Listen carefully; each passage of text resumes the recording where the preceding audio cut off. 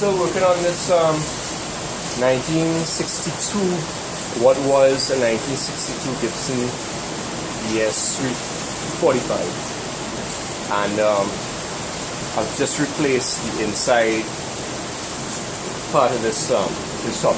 This top is curved, and it needs a layer here that goes from the curved inside to a flat surface here, right? And then that is going to meet up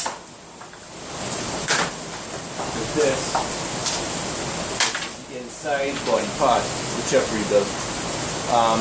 This is mostly new. The center block here is original.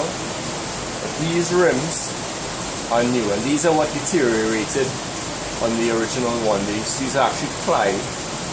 They're 3 layers of maple, and they unglued themselves originally, so all this came apart. And the guitar subsequently dismantled, right?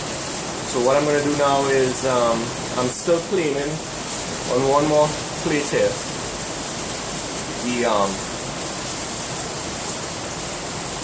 That's the bottom layer. The one I just showed you, the top layer. This goes on like this, and it's a very complicated gluing process to get this lined up on here and have the edge curves match perfectly, right? Very different. If you look on the inside, that's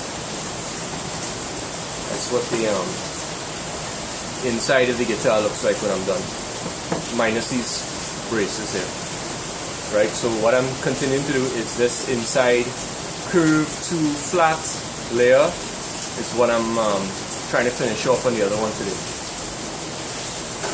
So,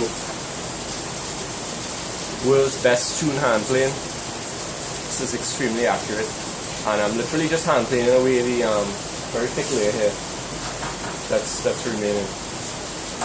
Just basically a couple of minutes of this.